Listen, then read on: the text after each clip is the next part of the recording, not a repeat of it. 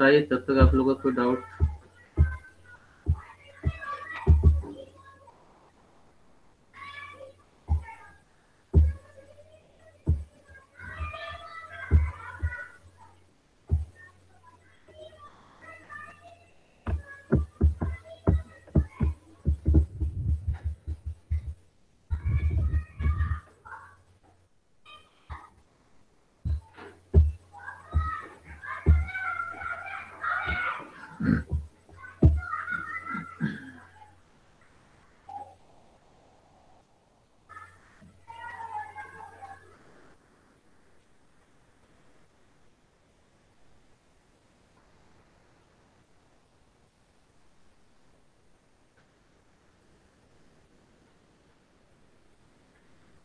बच्चे स्क्रीन दिखा आप लोग को? Yes sir. हाँ तो बताइए आप लोगों को कोई डाउट। अच्छा हाँ, पेपर का जो क्वेश्चन आप लोगों ने बोला था। Hello hello. Yes sir. तो लास्ट से हम लोग करते जाते हैं 75 से, जो कि नंबरिंग मुझे पता नहीं है ढंग से। आप केवल क्वेश्चन का पहला पहला वर्ड बोलते जाओ। जैसे जो जो क्वेश्चन आपने पूछा था वो मैं किया था मार्क्स में, 1 मिनट में देख के बताता हूँ।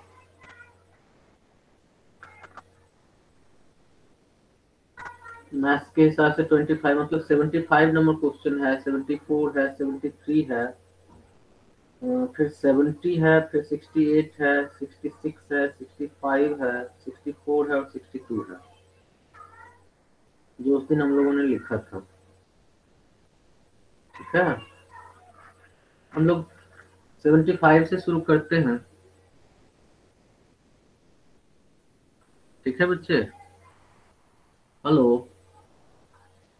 Yes sir. 6-7 क्वेश्चन है, आप लोग भी देखो क्या अप्रोच होता है, आप लोग कैसे किए हो पता चल जाए। कल तो याद ही नहीं रहा था, आज मैं देखता हूँ क्वेश्चन में। जैसे देखो 75 नंबर क्वेश्चन में कह रहा है कि एस और एस डैश ये फुकाए हैं, S34 है एंड एस डैश आपका क्या है 912 है। Are the foci of an ellipse, are the foci of an ellipse. आप लोग के पास क्वेश्चन पेपर है कि नहीं? Yes sir. तो मैं उतना पूरा नहीं लिख के शॉर्ट शॉर्ट लिखता हूँ। और put a S perpendicular from S to A tangent. अच्छा, put a perpendicular from S to A tangent, मान लो देखो ये आप देख के कह सकते हो कि जनरल इलिप्स ही होगा, ये स्टैंडर्ड इलिप्स तो हो नहीं सकता है कि नहीं? इसका जो फुकाय है एस और एस डैश वो हम सबसे पहले निर्धारित कर दें। ये आपका मान लो एस है और ये आपका एस डैश है, जो भी आप किसी एक को ले सकते हो, कोई दिक्कत नहीं है। ठीक है, ये ओरिजिन होगा, जो भी इलिप्स होगा उसका ये आपका 3-4 है और ये आपका 9-12।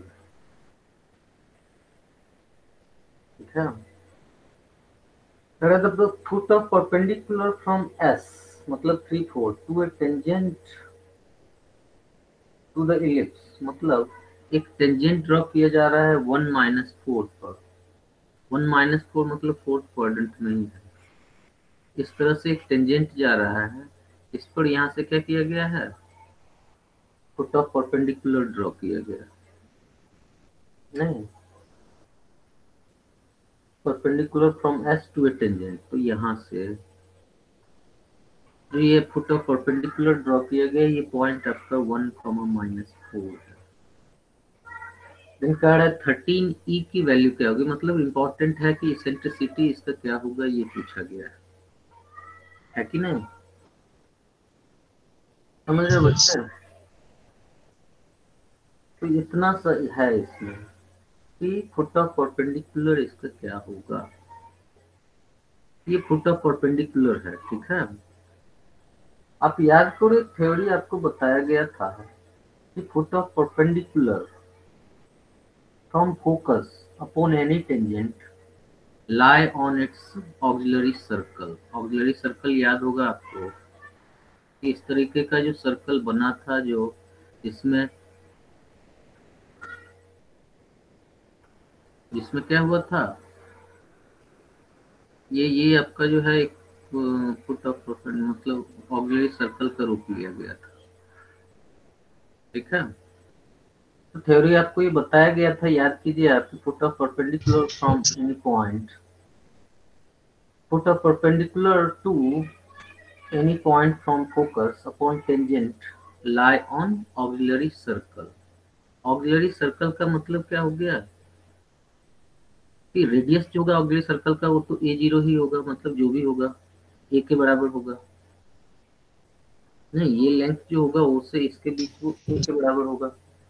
ठीक है, आप यहाँ देखो, सबसे पहले तो आप s और s डैश अगर दे दिया है तो आप सबसे पहले इसका सेंटर निकाल दो। कोऑर्डिनेट ऑफ o क्या हो जाएगा, कोऑर्डिनेट ऑफ o हो जाएगा, ये 9 12 है बच्चे, 6,8। गुड, 6,8 हो जाएगा, मिड पॉइंट है इसलिए 6,8 हो जाएगा। दूसरा चीज कि 2AE इक्वल्स टू क्या हो जाएगा, length between this, 2AE equals to S dash कहोगे कि नहीं, और इसकी वैल्यू क्या हो जाएगी, ये हो जाएगी आपका 12 माइनस 4 का स्क्वायर प्लस 9 माइनस 3 का स्क्वायर। तो ये हो गया 12 माइनस 4 8 का स्क्वायर 64 और 9 माइनस 3 6 36, मतलब ये 10 आ रहा है जी। 2AE इक्वल्स टू आपका 10 आ गया, तो AE इक्वल्स टू आ गया आपका 5। चलिए एक चीज और मिल गया आपको। ठीक है, समझ रहे हैं, ये मान लो यहाँ से यहाँ के बीच का डिस्टेंस भी यही है। तो बताओ, ये जो डिस्टेंस है, अगर मान लो ये ऑक्सिलरी सर्कल बना रहा है, तो यहाँ से जो ड्रॉ किया जाएगा ये लेंथ, जहाँ ये टेंजेंट है फुट ऑफ परपेंडिकुलर के थ्रू जो जाएगा, ये भी तो इसका रेडियस ही कहलाएगा, यस कहलाएगा कि नहीं। मान लो ये पॉइंट अगर P है तो OP आपका हो जाएगा, या CP,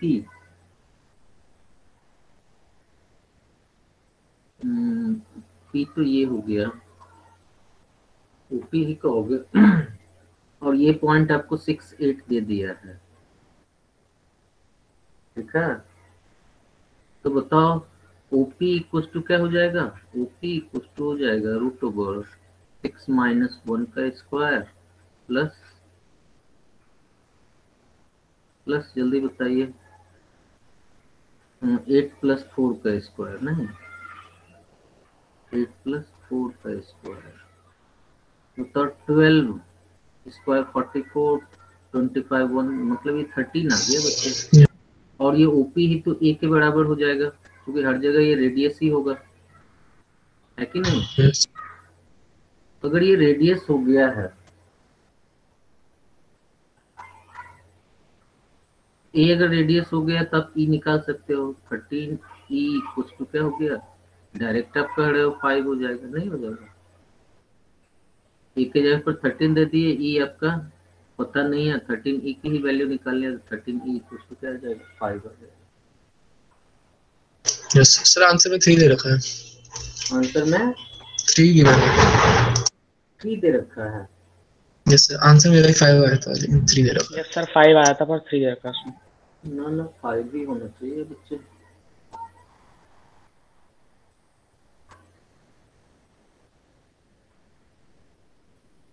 ठीक है, तो कोई मतलब नहीं है।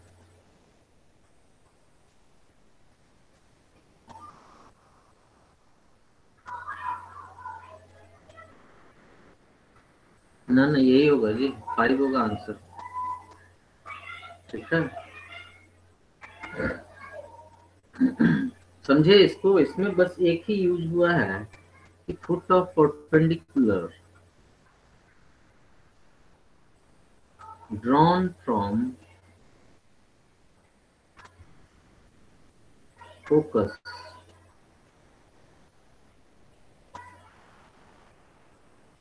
ठीक है upon any tangent, upon any tangent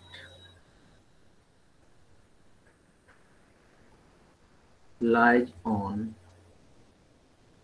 auxiliary circle, lies on auxiliary circle, बस इतना इसमें यूज हुआ है। ये फुट ऑफ परपेंडिकुलर जो है ये ऑक्सिलरी सर्कल पर लाइक करेगा,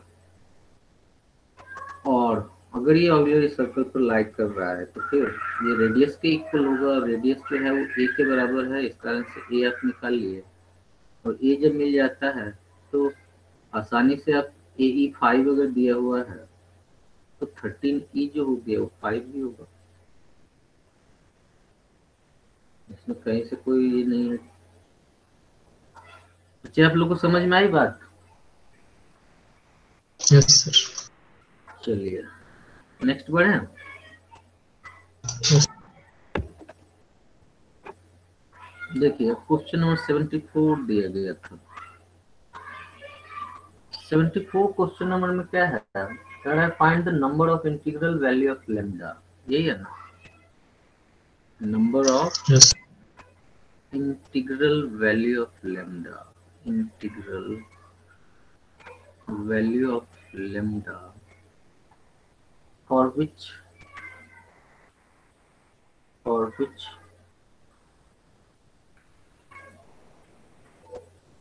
x square plus lambda xy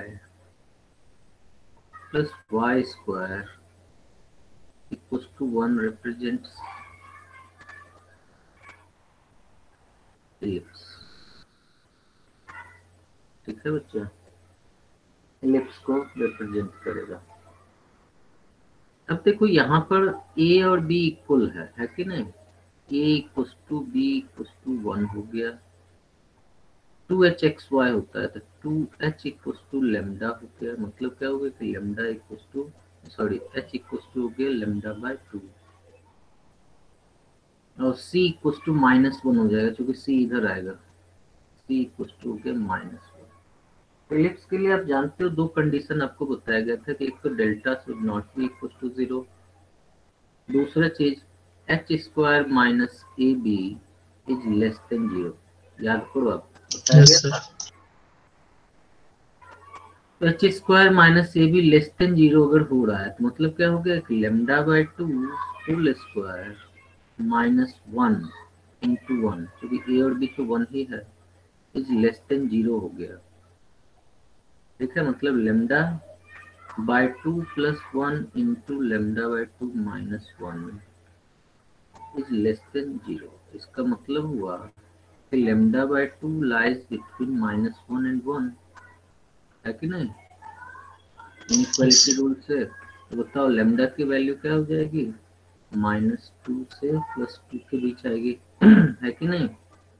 तो इसके बीच की जो इंटीग्रल वैल्यू बन रही है means integral value of lambda, value of lambda आपका हो रहा है -1 0 और 1, है कि नहीं, यही हो रहा है ना। यस। लेकिन क्या है कि अगर लेमडा की वैल्यू आप 0 पुट करते हो तो ये एक सर्कल को डिनोट करेगा, है कि नहीं। लेमडा अगर 0 हो जाए ये क्या करेगा, एक सर्कल को डिनोट कर देगा, इसलिए 0 नहीं हो सकती, 0 आपका नहीं होगा। एलिप्स सिर्फ आपको डिनोट करना है, इसलिए नंबर ऑफ सॉल्यूशन जो होगा, number of value of lambda जो हो जाएगा, number of value of lambda आपका क्या हो जाएगा, ये आपका ये हो जाएगा, एक -1 और दूसरा 1। सर लेकिन जो सर्कल है वो भी तो एक स्पेशल टाइप ऑफ इलिप्स ही होता है, ऑब्वियस उसका है, मेजर माइनर। इलिप्स है, लेकिन क्या है कि आपका जो कंडीशन सर्कल के लिए है वो तो आपका इलिप्स के सर्कल से मैच नहीं करेगा, इलिप्स के कंडीशन से मैच नहीं करेगा। अब जैसे पहले ही दिखा दिया है, पहले एक एक्स स्क्वायर का वाई स्क्वायर का कॉफिशिएंट 1 हो गया है। ठीक है बच्चे, इसको देख के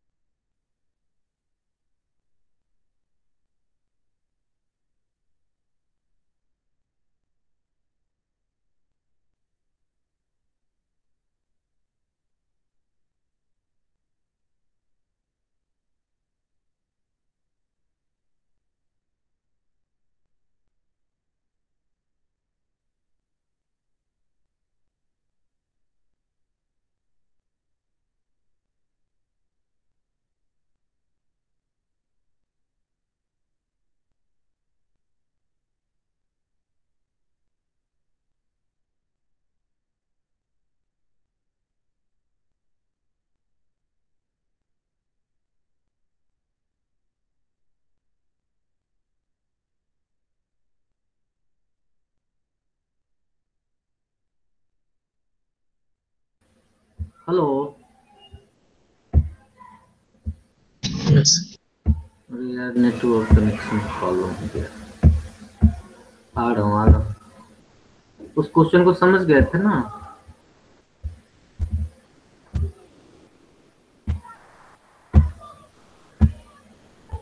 आवाज आ रही है बच्चे? Yes sir. चलो ये थोड़ा सा नेटवर्क कनेक्शन, वाईफाई भी बताओ धोखा देता है।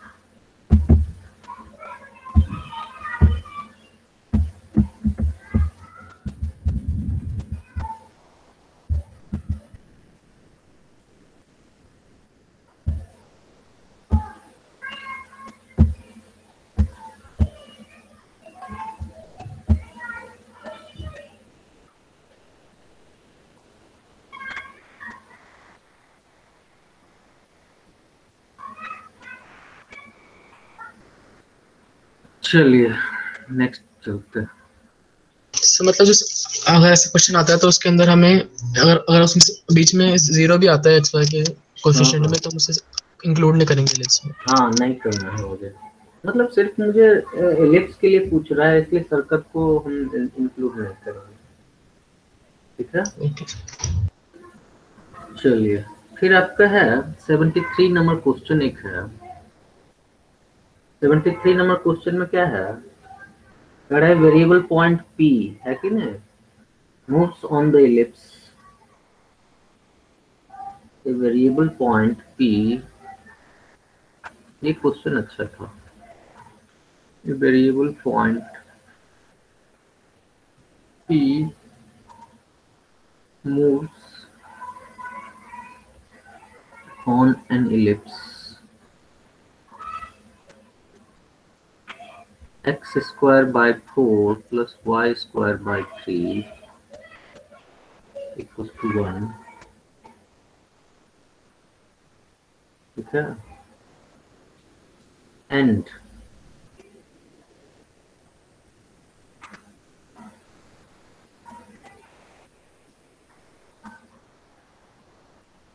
the incenter of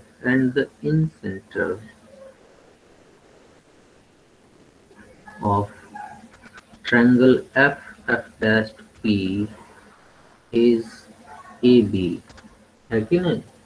कुछ ऐसे ही था, such that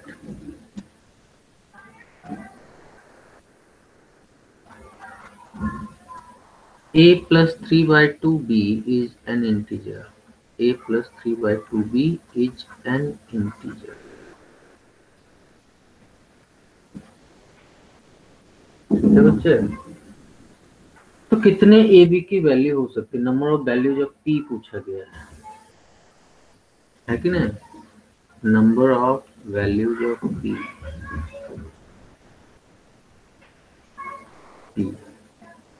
देखो इलिप्स को देख के तो आप कह सकते हो ये एक हॉरिजॉन्टल इलिप्स है कि नहीं? हॉरिजॉन्टल इलिप्स है जिसके तहत आप देख रहे हो ये आपका एक्स एक्सिस है, ये वाई एक्सिस है, ये 2 0 हो जाएगा, ये √3, 0 है, 0, √3।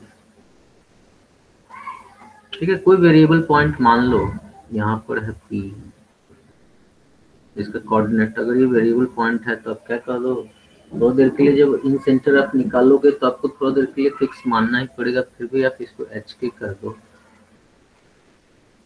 अब इसके फोकाई जो है एफ और एफ टेस्ट है, एफ टेस्ट।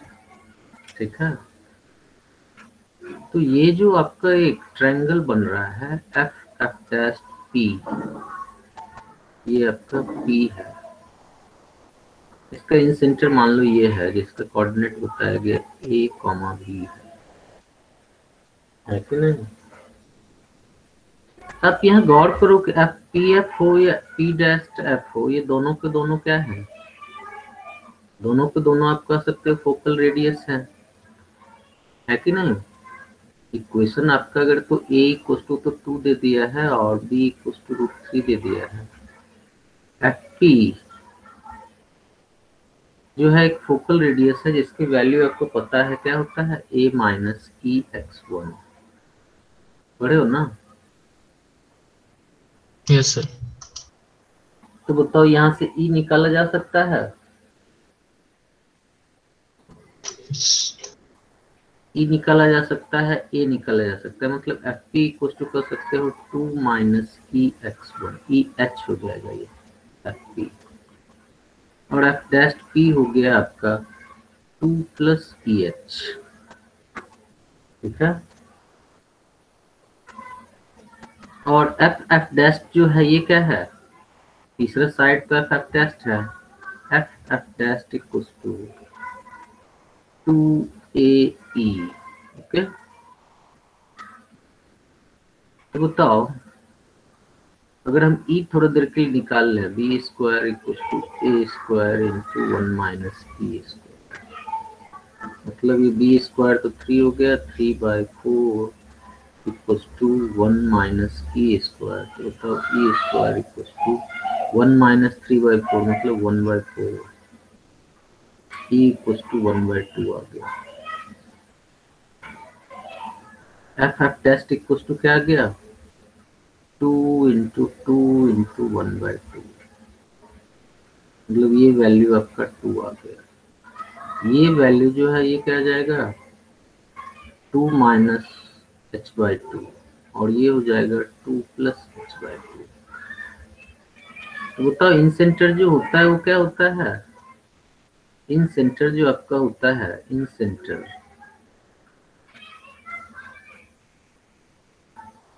ए बी अगर है तो ए इक्वल टू होता है A X one plus B Y one plus A X one plus B X two plus C X three by A plus B plus C होता है।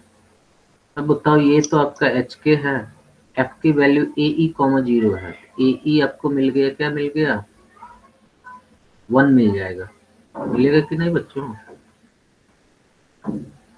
और ये आपको -10, कहीं गलती होता है जरूर पकड़िएगा, क्योंकि 2 ए अगर आपका 2 है तो ए तो आपका 1 ही होगा, 10 हो गया, ए कुछ टू हो गया इसके सामने का ए एक्स वन मतलब एच इंटू ये 2 ए ई, मतलब क्या हो गया एच इंटू 2 प्लस, मान लो ये लेते हैं x1 लेते हैं, x2 लेते हैं तो -1 इंटू इसके सामने का साइड जो होगा ये छोटा वाला हो रहा है, ये क्या हो रहा है 2 माइनस h/2, ठीक है, प्लस इसके सामने वाला लेंगे तो 1 इंटू क्या आ जाएगा 2 plus h/2 bye,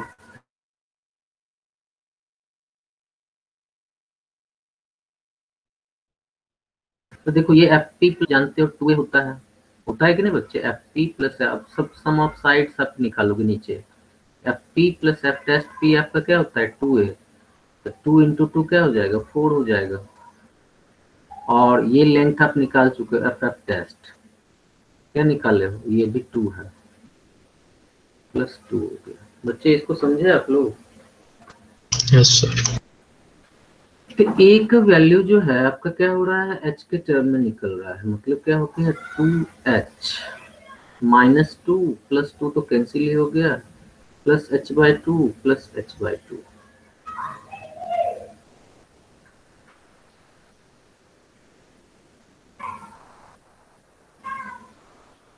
plus h/2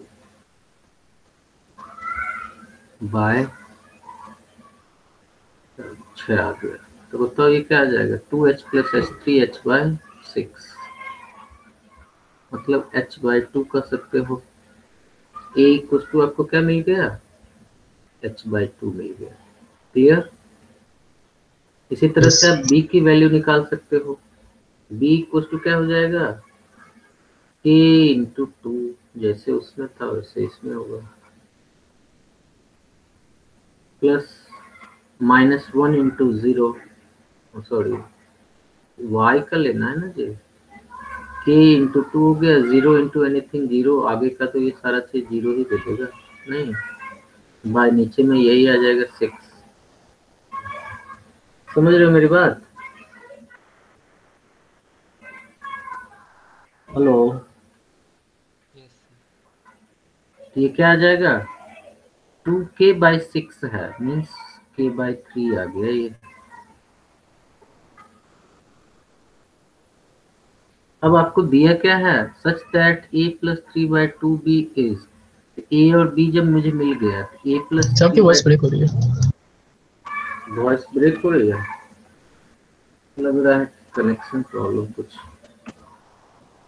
internet का कुछ हो जाता है बीच बीच में। आ रही है वॉइस अब? Yes sir.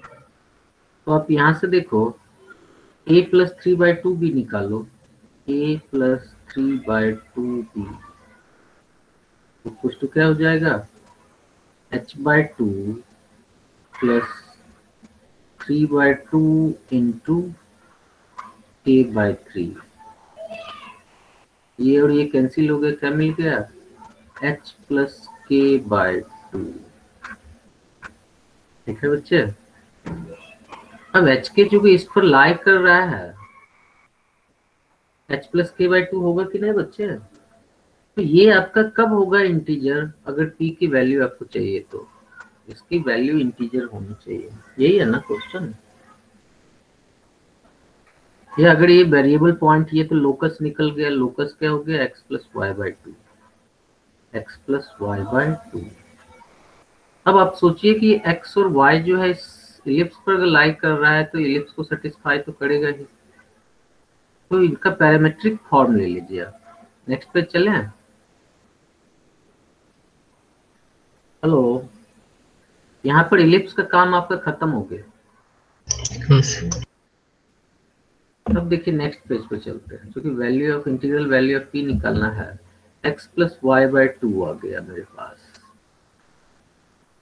तो बताओ x की वैल्यू, जो इलिप्स का इक्वेशन है क्या है, x²/4 plus y²/3 equals to 1।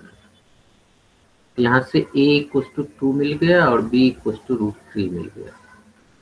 x equals to आप यहाँ से कह सकते हो जाएगा 2 cos थीटा, नहीं, x equals to a cos theta and y equals to b sin theta, मतलब √3 sin थीटा। बस अब आपको ये प्रूफ करना है कि कितने, और ये जानते हो थीटा की वैल्यू जो होती है कहाँ से कहाँ तक लाई करती है, 0 से 2 पाई के बीच लाई करती है। x+y/2 अगर लिखा गया तो इसको आप लिख सकते हो 1/2 into 2 cos theta plus √3 sin theta. है बच्चे?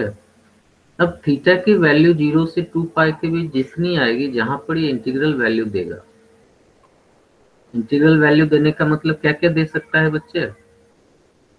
सबसे पहले तो इसको आप लिख सकते हो cos theta plus √3/2 sin theta. समझ रहे हो बच्चे?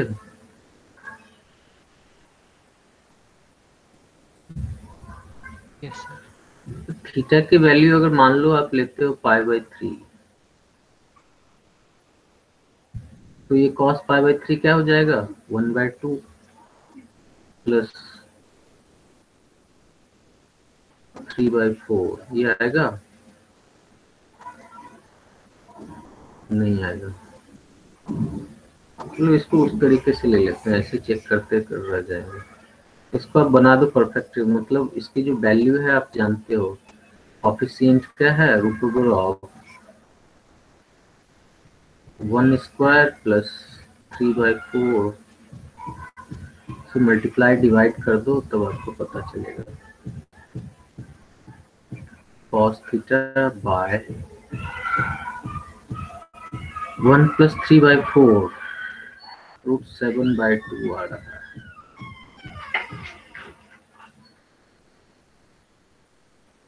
या √7/2 ही लिखो,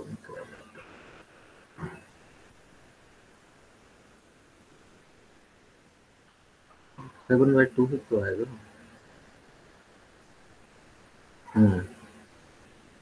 इस तरह से √3/2 by root 7/2 into sine perfect square, जो मतलब इसको जो आप चेंज करते थे, A cos theta plus B sine theta की वैल्यू नहीं, मैक्सिमम और मिनिमम वैल्यू निकालते थे, यस। याद है? उसी से इसको निकालना है रूट 7/2। और ये अगर मान लो इसको 2/√7 को हम लोग मान लो साइन थीटा कह दें या साइन अल्फा कह दें, sine alpha into cos theta plus cos alpha into sine theta, तो ये क्या हो जाएगा? Root 7/2 into sine alpha plus theta. ठीक है बच्चे? अब देखो साइन अल्फा आपने किसको कहा है, वो तो बड़ा लेंदी हो जाएगा। ये साइन अल्फा हो गया 2/√7,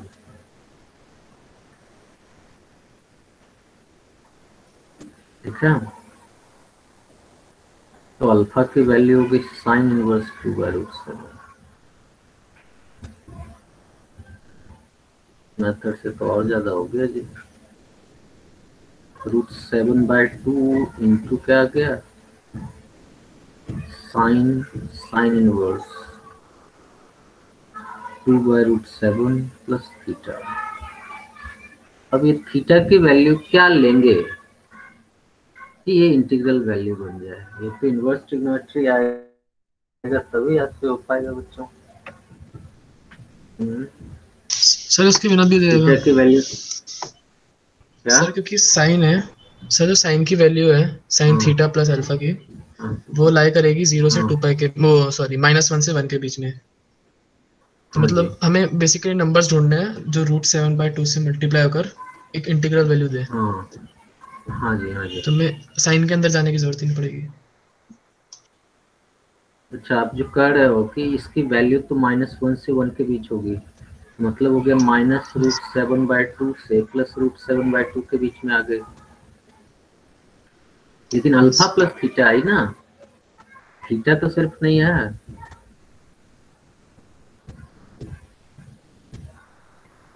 कि नहीं? इसके बीच में आपका ये वैल्यू आया जो आप देख रहे हो यहाँ पर, cos theta plus √3/2 sine theta. ये देखो 1 पॉइंट समथिंग ही आएगा ना, नहीं आएगा?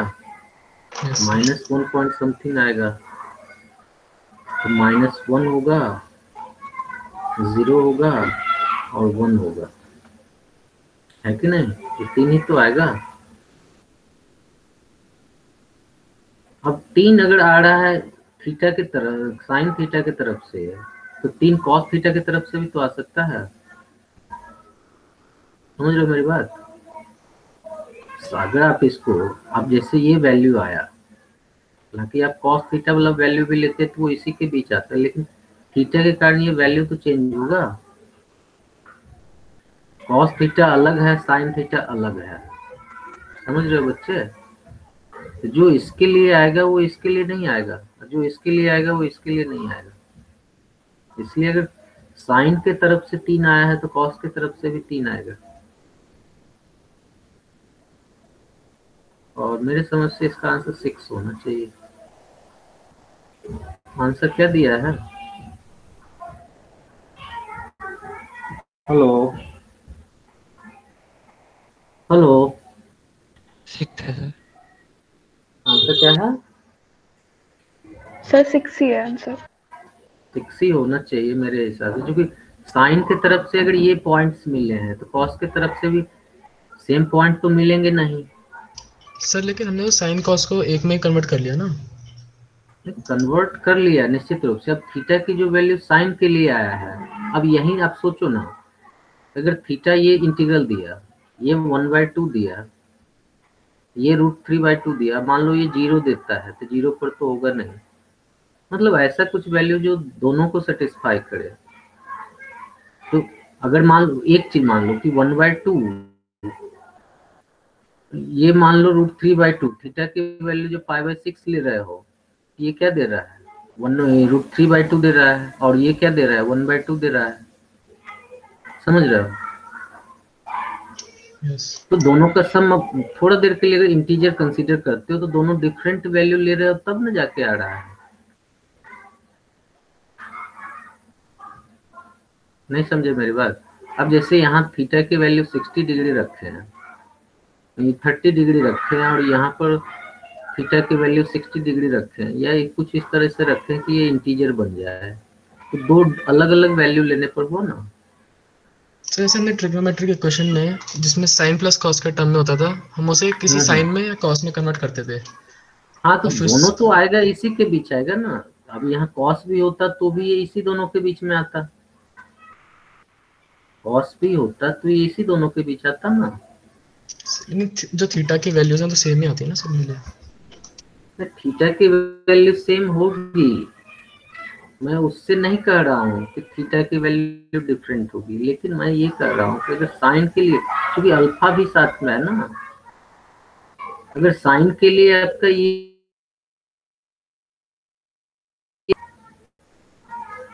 मेरा वो मतलब नहीं समझ पा रहे हो आप। यहाँ पर इसके हिसाब से मत सोचो कि ये अगर थीटा आया है तो दोनों जगह थीटा की वैल्यू सेम ही डाली जाएगी, ये पता है मुझे। कंबाइंड फॉर्म आपका साइन अल्फा प्लस थीटा आया, तो अल्फा के लिए आप सोचिए सर कि जो जो अल्फा है वैल्यू, वो तो अलग ही है दोनों केसेस में। हाँ साइन के हाँ, ये केस में हम साइन कांस्टेंट है। इनवर्स लेंगे। सर कांस्टेंट नहीं होगा ना, साइन के केस में हम साइन इनवर्स लेंगे, कॉस के केस में कॉस इनवर्स लेना पड़ेगा। हाँ जी, कॉस इनवर्स आप लेते हो या साइन इनवर्स लेते हो, दोनों डिफरेंट वैल्यू ना आपके सामने आएगा।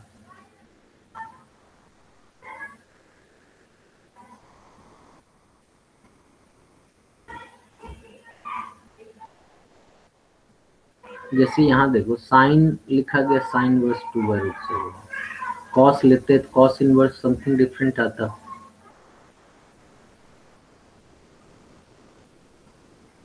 अब ये वैल्यू 2/√7 कितने प्लेसेस पर हो सकता है, बस ये आपको चेक करना। इनवर्स ट्रिगो से तो तुरंत हो जाएगा, लेकिन मैं वो मेथड जा नहीं सकता।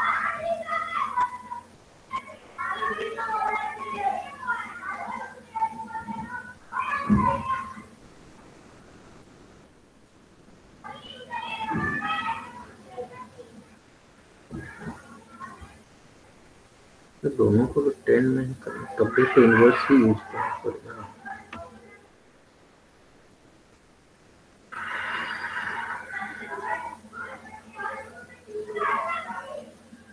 साइन अल्फा अगर 2/√7 है तो बताओ कॉस अल्फा क्या आएगा?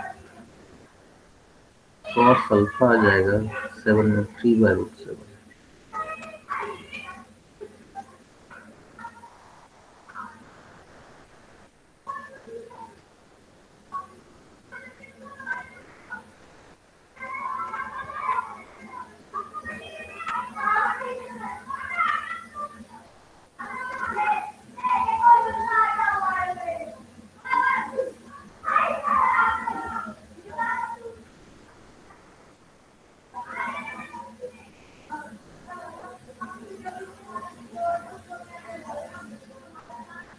चलो इसको सोचते हैं, लेकिन मेरे हिसाब से तो अगर इससे जाते हैं तब तो क्लियर हो जाएगा मुझे कि जैसे ये 3 वैल्यू आपको यहाँ से मिला है, 3 वैल्यू अगर इससे मिल रहा है तो फिर कॉस से भी 3 वैल्यू मिल जाएगा different,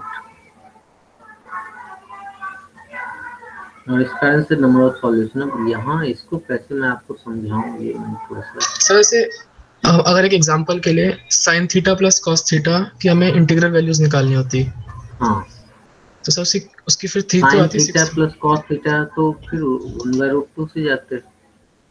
yes sine theta plus cos theta, तो अगर मान लो 0 ये होगा तो ये 1 होगा, तो थीटा इक्वल टू आपका क्या हो जाएगा, 0 डिग्री 1 हो जाएगा। यहाँ पर आप दोनों जगह 0 लिए ना, यस साइन 0 0 हो गया, कॉस 0। इसी तरह से थीटा की वैल्यू अगर π/2 लेते हो तो फिर क्या होता है, ये भी 1 आ जाएगा, है कि नहीं? या sine theta plus cos theta इस कंप्लीट की वैल्यू भी तो -1 से 1 के बीच ही रहेगा, ठीक है? अब इसी तरह से नेगेटिव में जाते हैं, -π/2 लेंगे। -π/2 अगर लेते हैं, देखो इससे भी आप समझ सकते हो। सर लेकिन माइनस तो ले नहीं सकते ना, 0 से 2 पाई लेना है। तो -π से +π ले लो ना। चलो अगले नेक्स्ट क्वाड्रेंट में चले जाते हैं। नेक्स्ट क्वाड्रेंट में क्या होगा, π/2 से π के बीच ले लेते हैं, वो तो ले सकते हैं। यस π/2 आप ऑलरेडी लिए हो, पाई ले लो। पाई लेंगे तो क्या आएगा, -1, और ये आपका ये 0 होगा, ये -1 होगा, तो पाई भी हो जाएगा, होगा कि नहीं।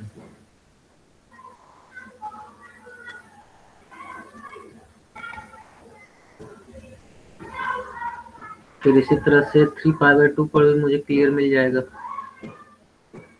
3π/2 पर ये 1 होगा, ये 0 हो जाएगा। सॉरी करते हैं, क्या आएगा 3π/2 पर sin 3π/2। सर जो नंबर ऑफ वैल्यूज आएंगी sin theta plus cos theta की, वो तो 3 आ पाएंगी ना बस। -1 0 और 1 इंटीग्रल वैल्यूज जो सर, तो इंटीग्रल जो वैल्यू हमारा तो ये वाला वही कैसे आएगी, है? तो -1 0 और 1 कहाँ कहाँ मिलेगा ये देखेंगे। 0 π/2 पाई, जो 3 हमारा ये वाला π/2 केस है, 2 पाई। जो ओरिजिनल केस है उसमें भी वैल्यूज तो 3 ही आएंगी, 6 तो फिर आ ही नहीं पाएंगे।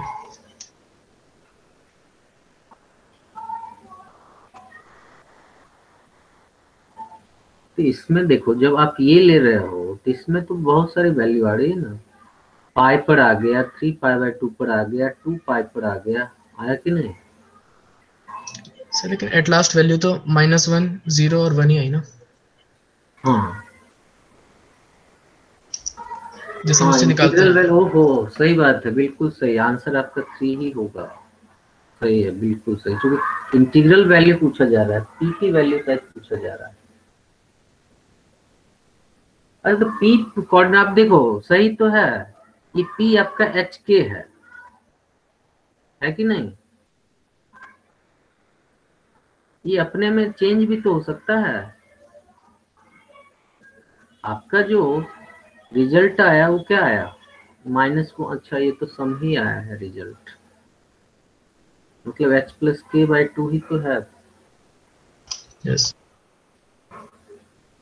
Number of values of p का मतलब ये p का कोऑर्डिनेट पूछ रहा है कि सिर्फ इसका सम ही पूछ रहा है। कोऑर्डिनेट्स पूछ रहा है। कोऑर्डिनेट जब पूछ रहा है तब तो ये इंटरचेंज हो सकता है, जैसे मान लो ये तो सम आया,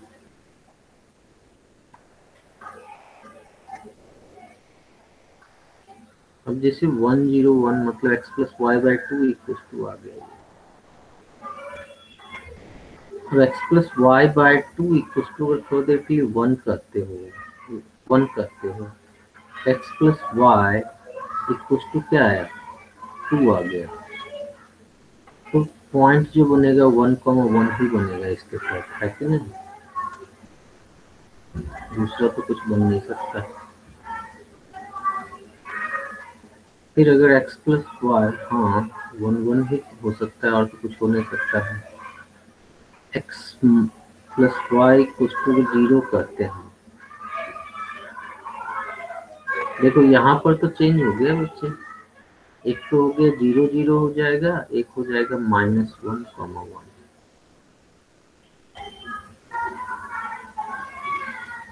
है कि नहीं।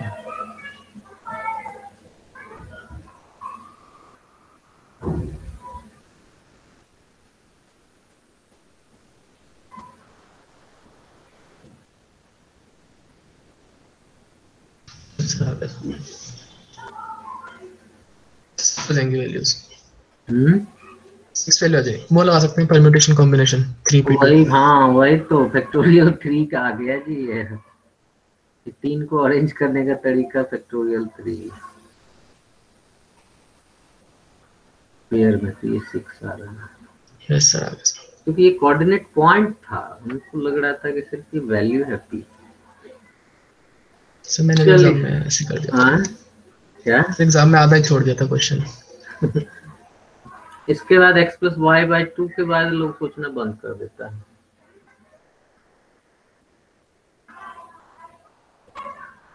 नहीं, ये तब भी तो सोचा जा सकता था, ये तो क्लियर था ना कि एक्स और वाई की वैल्यू। अब जैसे क्या है, देखो देखो, इसको दूसरे तरीके से भी हम लोग सोच सकते थे कि एक्स की वैल्यू आपको बताया था ना, क्या होता है, -2 से +2 के बीच लिया जाएगा, और y की वैल्यू आपका क्या लिया जाएगा, -√3 से +√3 के बीच लिया जाएगा, ये बताया हुआ है। अब देखो इसके बीच में जो इंटीग्रल वैल्यू है वो क्या क्या है, वो है -1, 0 और 1 ऊपर वाले में, और नीचे वाले में क्या है, नीचे वाले में भी है यही -1, 0 और 1, समझ रहे हो। यस तो जब 3 को ये इतना जाने की जरूरत ही नहीं है, बाप रे बाप, बेकार हम गए इतना दूर। जब ये पॉइंट्स मुझे मिल गए कि x की पॉसिबल वैल्यू ये हुआ, y के पॉसिबल वैल्यू ये हुआ, तो इसके तहत हम बना सकते हैं, ट्रिपलेट बना सकते, सॉरी, अब कोऑर्डिनेट तो इसके तहत बना सकते हैं ना, क्या क्या वैल्यू होगा इंटीग्रल, समझ रहे हो। Yes sir. अब क्या है, आपके पास ये आ गया कि x + y = 2 होना चाहिए, और x और y की पॉसिबल वैल्यूज आपके पास मिल गया है कि नहीं, इसके हिसाब से आप वो पॉइंट्स निकाल लो, समझे बच्चे, इतना जाने की जरूरत ही नहीं है। Yes sir. बात समझ में आई अब। और बच्चे कुछ बोल नहीं रहे हो, बोलिए, जाइए इसी मेथड से जाइए, बेकार में हम चले गए कोऑर्डिनेट, सॉरी ट्रिग्नोमेट्री पकड़ लिए, मुझे कुछ उस समय दिखा नहीं तो मैं सोचा इसी से जाता हूँ, लेकिन ये भी तो एक मेथड हो गया। इंटीग्रल वैल्यू कर रहा है तो इंटीग्रल वैल्यू मुझे चाहिए x + y/2 की वैल्यू, हम क्या क्या लें कि ये इंटीजर देता जाए, हमारे पास इंट्री इतने सारे हैं, -1 ले सकते हैं, -1 0 नहीं ले सकते हैं, फिर -1 1 ले सकते हैं, फिर 0 0 ले सकते हैं, फिर 1 -1 ले सकते हैं, 1 1 ले सकते हैं, वो तो गया। अच्छा बच्चे, बात समझ में आई।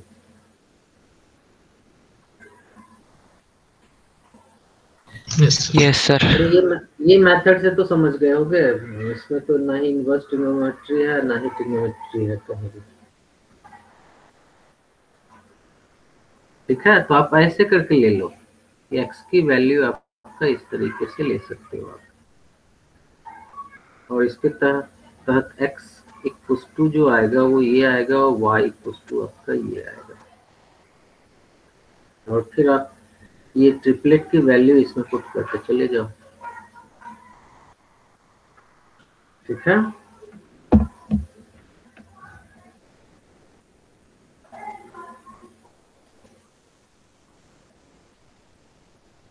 आगे बढ़े बच्चों।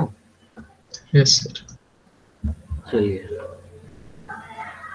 उसके बाद पूछा गया है 70 जी, 70 नंबर क्वेश्चन किसका डाउट था जी,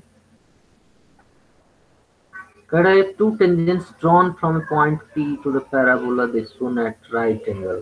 आप जानते हो कोई भी है राइट एंगल से अगर जा रहा है, ये जो लाइक करेगा वो डायरेक्ट्रिक्स पर ही लाइक करेगा, उस दिन बताया भी था कि इसका डायरेक्ट्रिक्स ही इसका डायरेक्टर सर्कल बनाता है।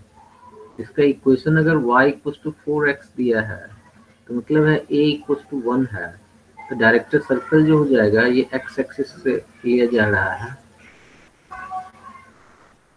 ये हो जाएगा x = -1 हो जाएगा, बस। ये जो भी पूछा है गलत पूछा है ये क्वेश्चन, ठीक है। देखिए नेक्स्ट है 68। बच्चे ये तो जानते थे ना आप लोग,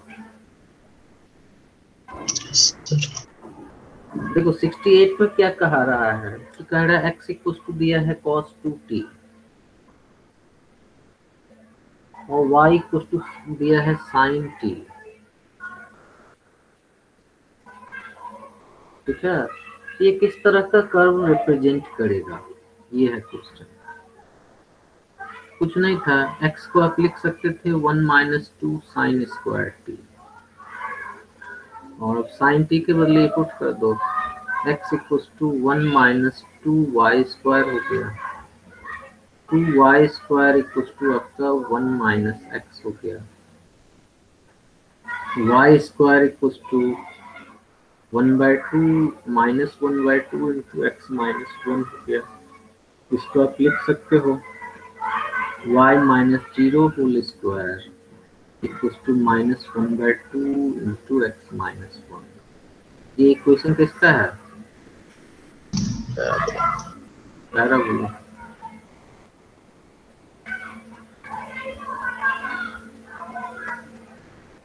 ठीक है। सर लेकिन अभी हम इसे पार्ट ऑफ पैराबोला बोलेंगे ना? पार्ट ऑफ पैराबोला इसलिए बोल रहे हैं कि क्योंकि इसमें देख रहे हो ये ए के जगह पर जो लिया गया है 4a जो है ये आपका इसमें आ रहा है, रेशियो में आ रहा है। ठीक है। अगर ये देखो पैराबोला का भी मल्टीपल और सब मल्टीपल फॉर्म जो होता है, लेकिन पार्ट ऑफ पैराबोला बोल सकते हो, लेकिन है तो मेनली पैराबोला ही। अब सेमी सर्कल देखो, सब पार्ट ऑफ पैराबोला है। सेमी सर्कल जैसे है, सर्कल को लोकस ऑफ पॉइंट आप सेमी सर्कल कहोगे कि सर्कल कहोगे?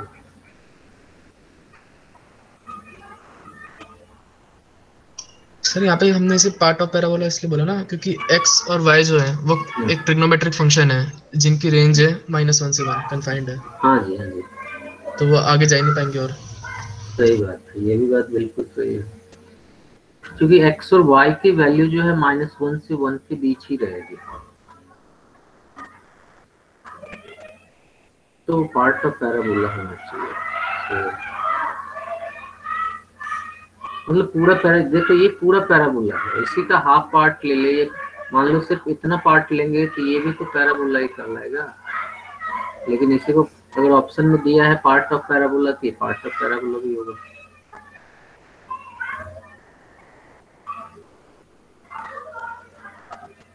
आगे बढ़े। हेलो।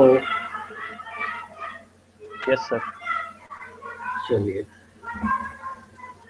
नेक्स्ट क्वेश्चन पूछा गया है 66 था कि 68 था? 68 तो हो गया। 66 देखिए 66 में कह रहा है कि M1 M2 are slopes of two tangents. M1 M2 are slopes of two tangents.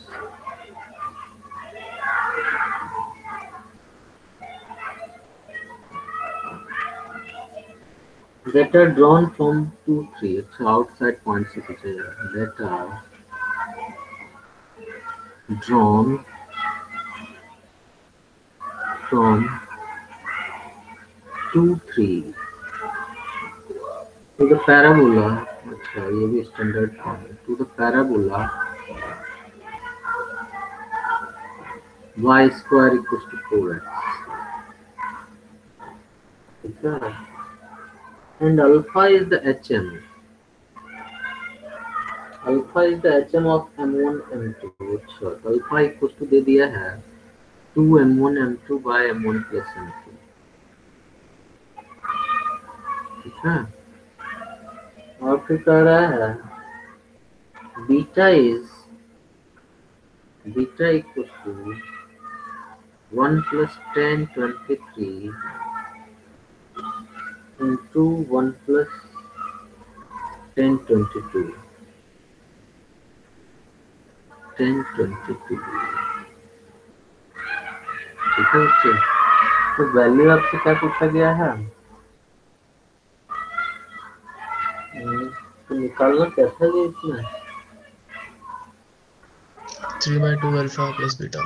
अच्छा find 3/2 alpha plus beta. Beta तो चलो निकल ही जाएगी, ट्रिग्नोमेट्री अल्फा निकाले पहले। अल्फा इक्वल टू 2, इसके लिए स्लोप की जरूरत पड़ेगी। मतलब आउटसाइड पॉइंट से अगर इस पर कोई मान लो यहाँ पे पॉइंट है, यहाँ से इस पर टेंजेंट ड्रॉ किया जा रहा है M1 M2। इसका क्लियर है कि आपको स्लोप फॉर्म ही लेना चाहिए 2, 3 पॉइंट से, है कि नहीं बच्चे? ये आपका टेंजेंट है P पॉइंट। तो बताओ equation of tangent in slope form क्या होता है? Equation of tangent in slope form होता है y equals to mx plus minus c equals to m a by m, हाँ a बाय m, ठीक है। ये हो जाएगा y इक्वल्स टू, देखो इसका इक्वेशन अगर दिया है y square equals to 4x, इसका मतलब a की वैल्यू तो 1 हो गया। ये क्या हो जाएगा y equals to mx plus minus 1 by m। अब ये जो टेंजेंट्स हैं वो पास कहाँ से कर रहे हैं, 2 3 से पास कर रहे हैं, इसको सेटिस्फाई करेगा। कोई एक ही लोग है,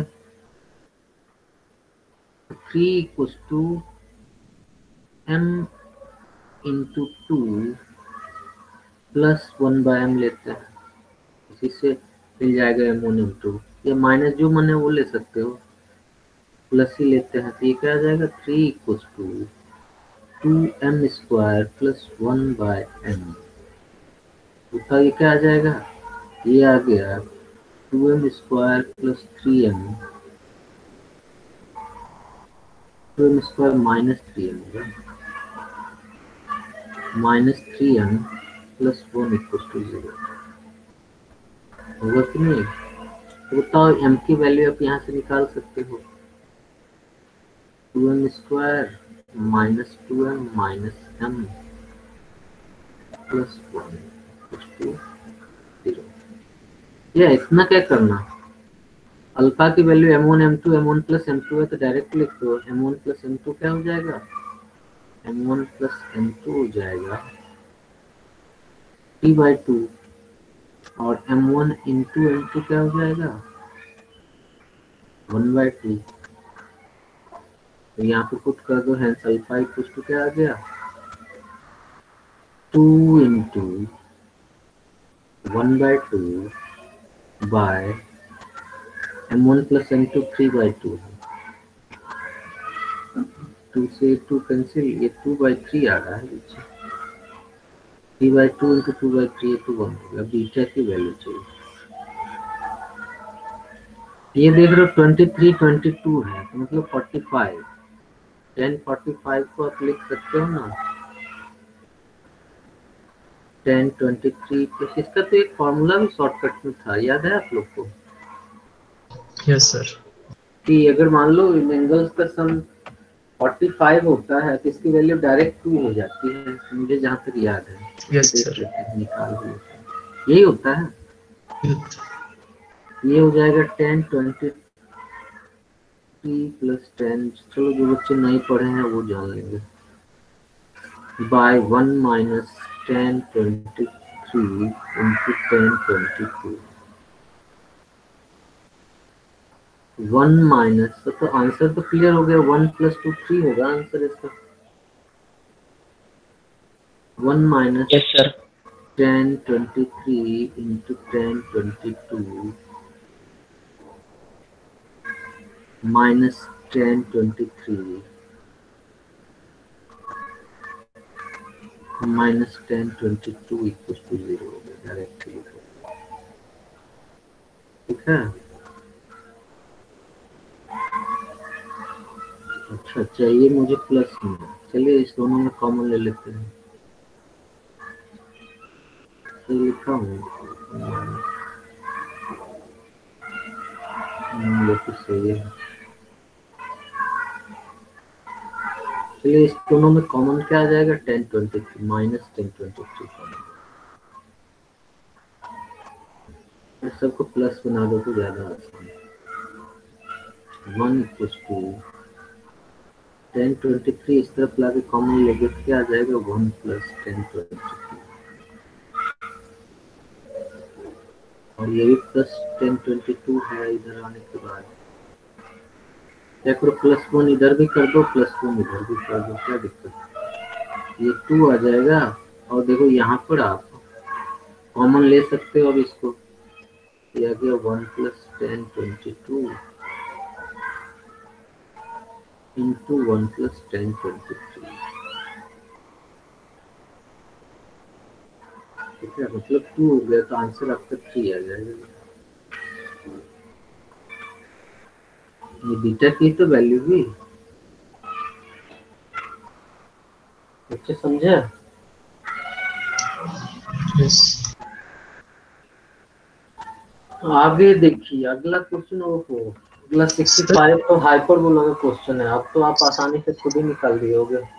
सर जो वैल्यू है हम्म सर वो हमसे पूछ रहा है 3/2 अल्फा प्लस बीटा पूछ रहा है।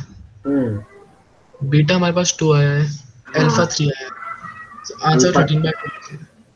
अरे अल्फा 2/3 आ रहा है ना, तो 3/2 इंटू 2/3 कितना होगा? ओ सॉरी सर। 1 हो जाएगा, तो 1 प्लस 2 3 हो गया।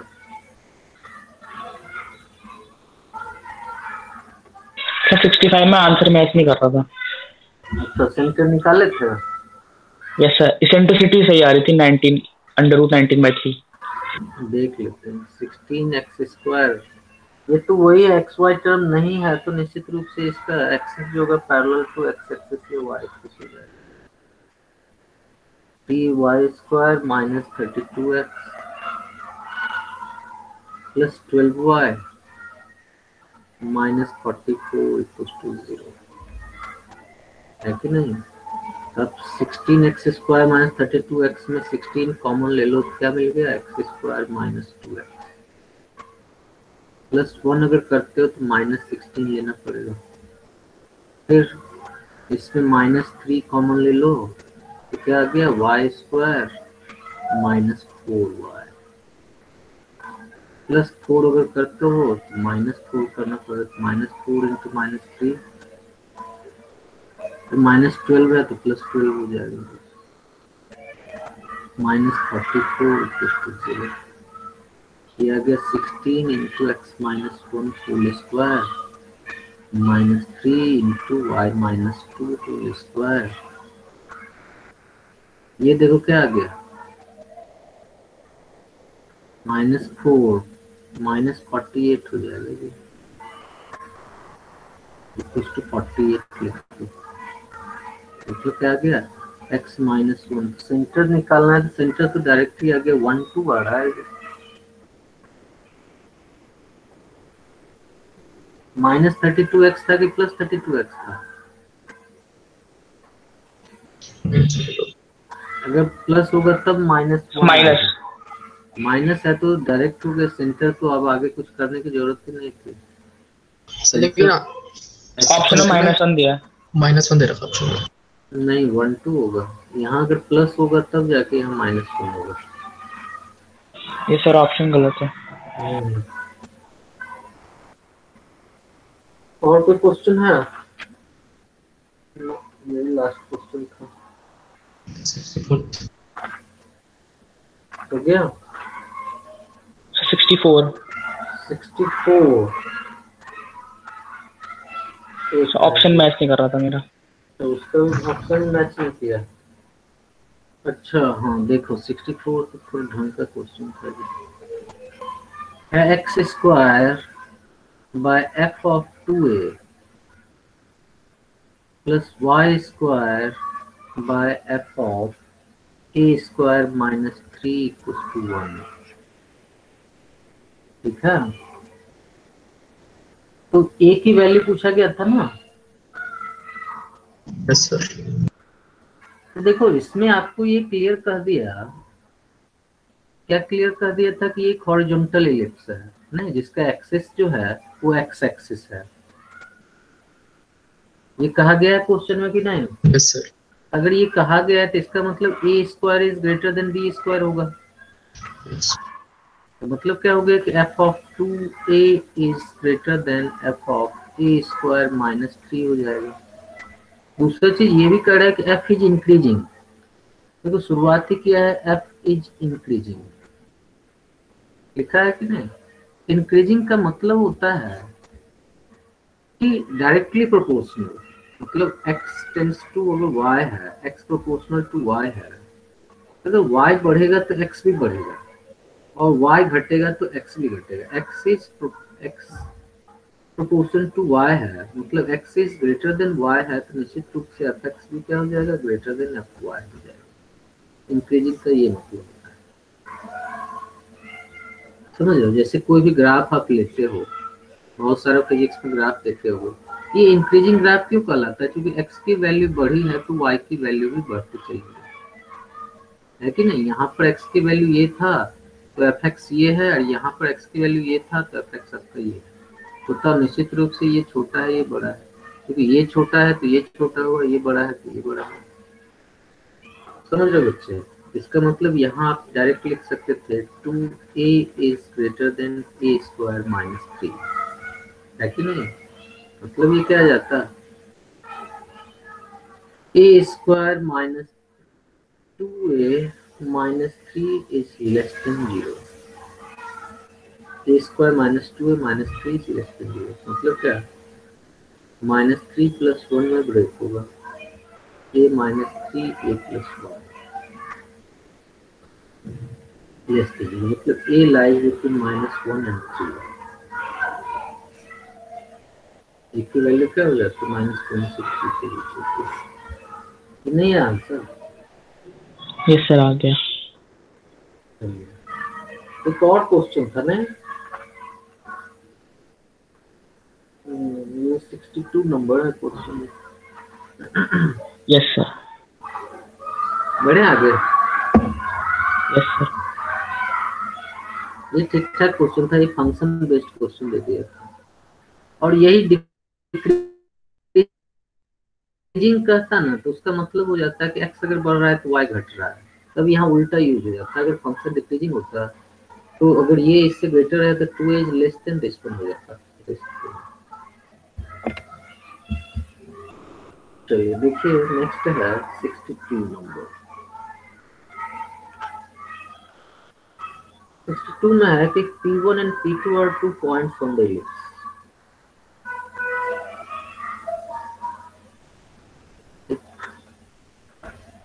P1 and P2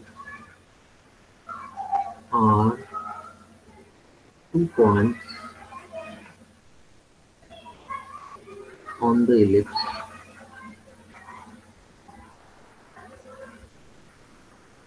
x square by 4 plus y square by 1 equals to 1, at which the tangent are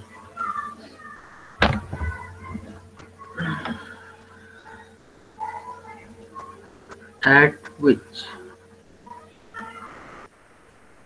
the tangents are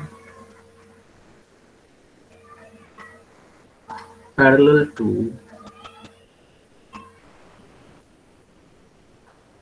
chord joining the points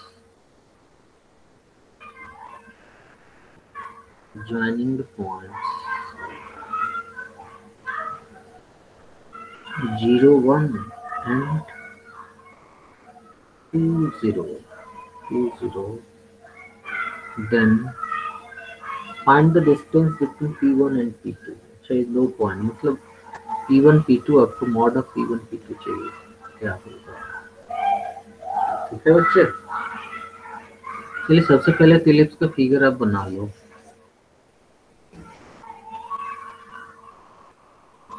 ठीक है, तो पॉइंट जो लिया गया है ए की वैल्यू 2 है, 2, 0, और ये 0, 1 हो गया, और कॉर्ड ज्वाइनिंग द पॉइंट्स। अच्छा यही कॉर्ड भी है, ये कॉर्ड हो गया। ओके बच्चे, अब कह रहा है P1 P2 are 2 points on the ellipse at which the tangents are parallel to। अच्छा मान लो एक पॉइंट P1 आपका यहाँ है, यहाँ से अगर हम टेंजेंट ड्रॉ करें तो इसके पैरेलल हो,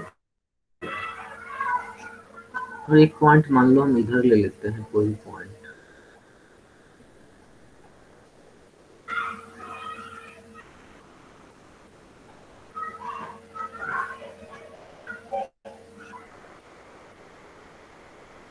ये P2 ले लेते हैं, ये P1 है।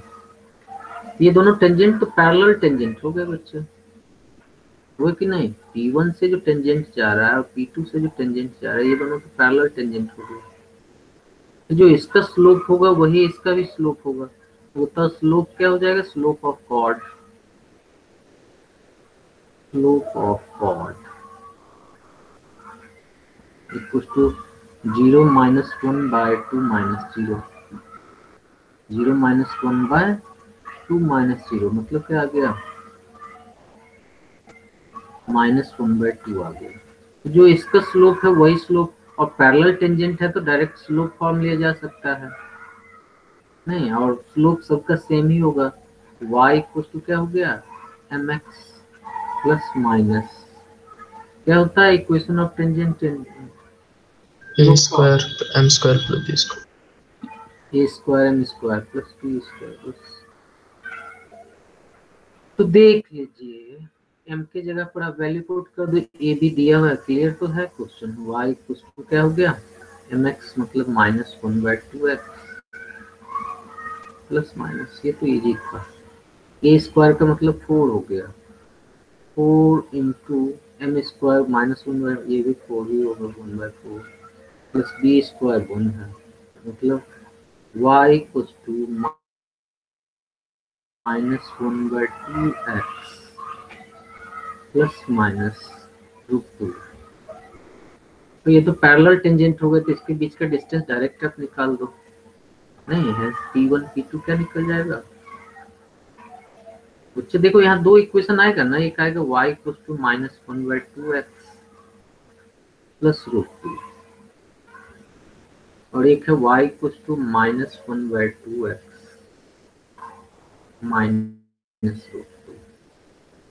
तो distance between two parallel lines आपको बताया गया है, क्या होता है C2 minus C1 by √a square plus b square, a square plus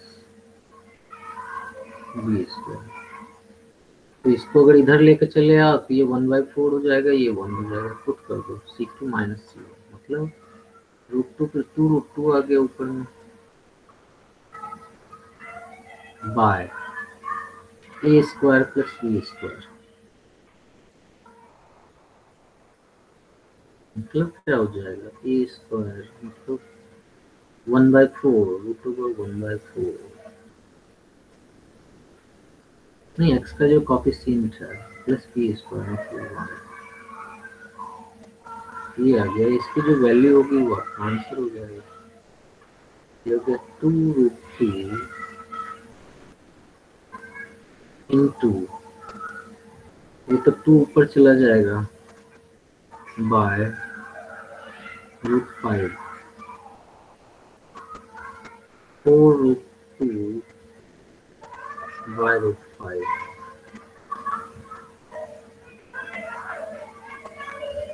अगर मान लो 2 से √2 से मल्टीप्लाई डिवाइड कर देते हो तो क्या हो जाएगा,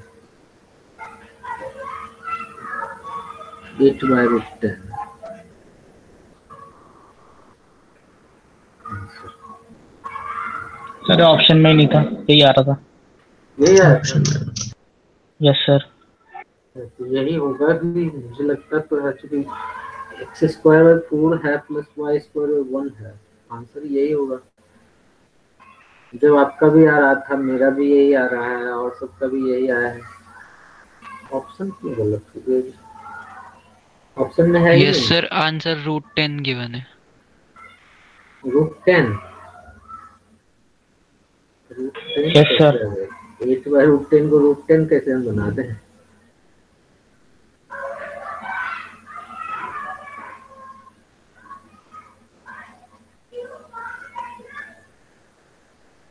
क्वेश्चन सारा सही था, ऑप्शन गलत हो गया।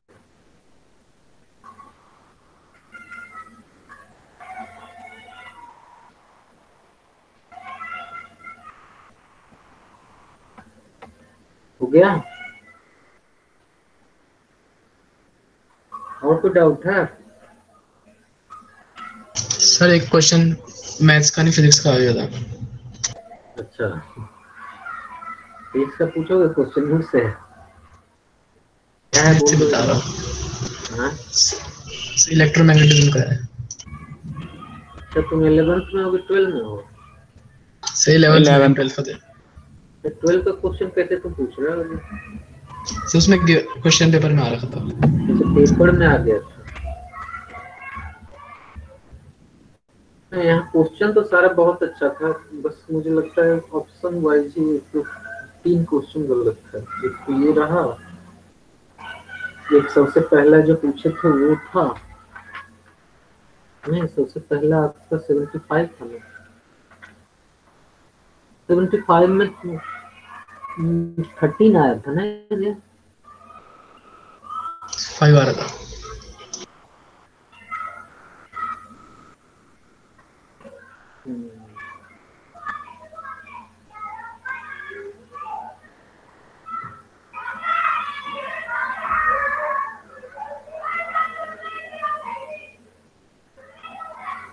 अच्छा, तो 75 में आंसर तो 5 ही आया था।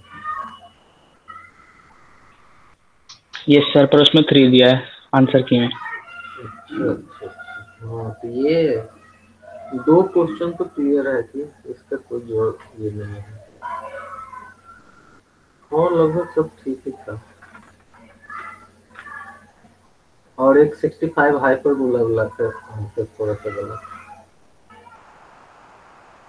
Yes sir. 3 का आंसर गलत है।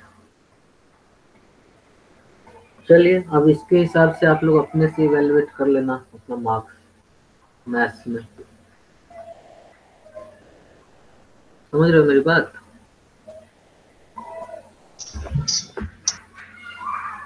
हेलो,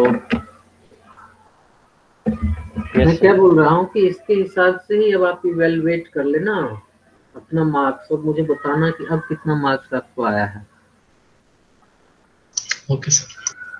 ठीक है, पिछले क्लास में हम लोग कहाँ पर थे? देखो टाइम 5 मिनट बचा है, पढ़ोगे कुछ?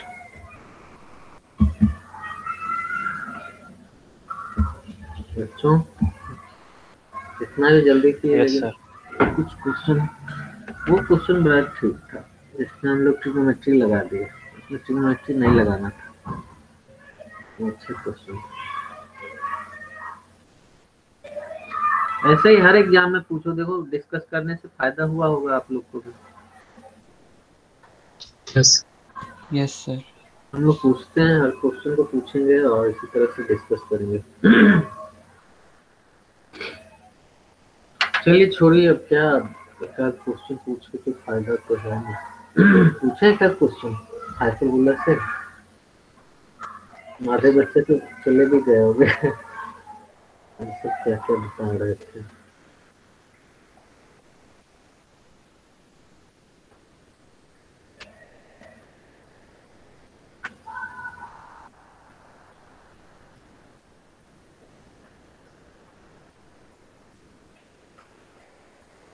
लिख लो क्वेश्चन। क्वेश्चन है, लेकिन क्वेश्चन का लेवल मैथ का अच्छा था, मैं तो कोई दे रहा है।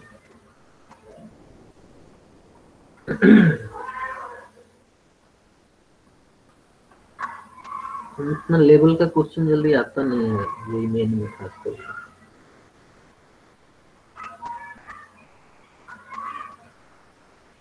देखो find the eccentricity of the hyperbola, find the eccentricity of the hyperbola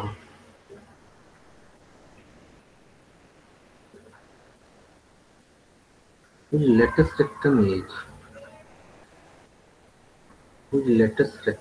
equals to 8 and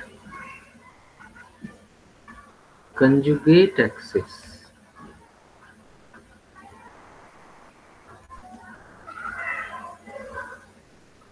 is equals to the half of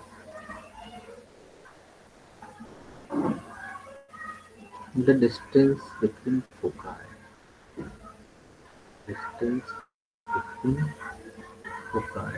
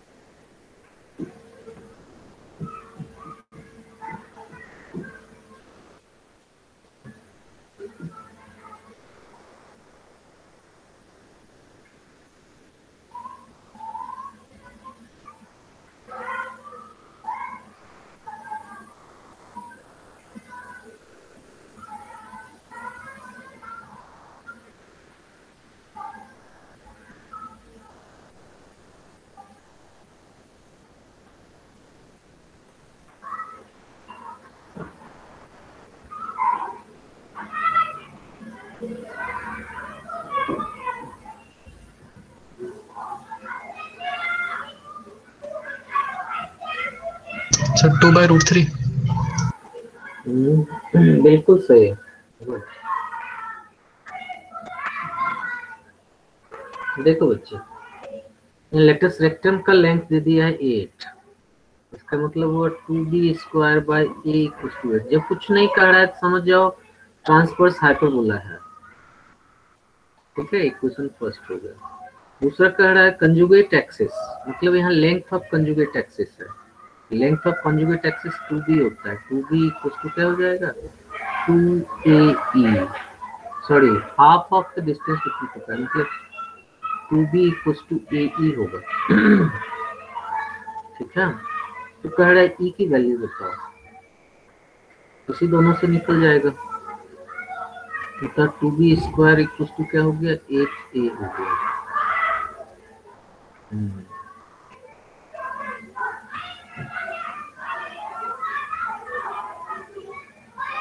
आप ये जानते हो b² = क्या होता है, a² × e² - 1। 2 4 जा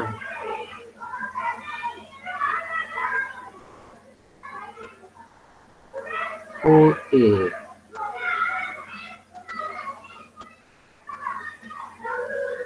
मैं यहाँ से ये देखें 4b² = क्या हो जाएगा, a² e²। बताओ b² के जगह तो क्या आया है, 4a आया है। 4 × 4a = a² e²। अभी a बच ही रहा है, a² = क्या आ गया, 16/a, या a = आ गया 16/e²।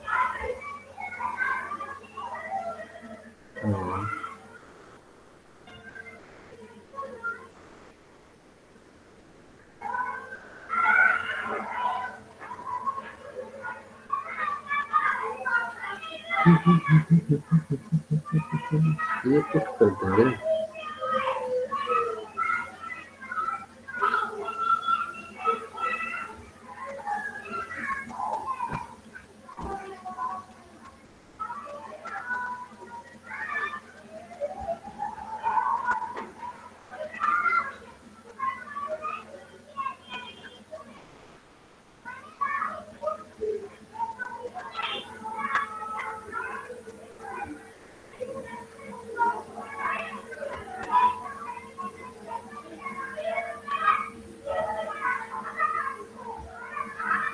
will be square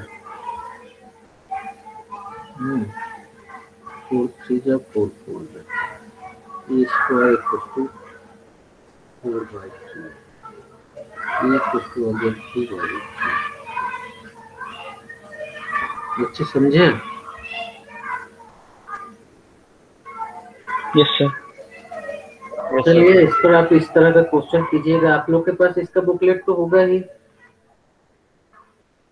yes sir. तो इसको बेस्ट क्वेश्चन कीजिएगा। नेक्स्ट क्लास में आपको वही नॉर्मल का ही क्वेश्चन बताया जाएगा। ठीक है, तो आज के लिए इतना ही रह सकता है। Till then good bye all of you.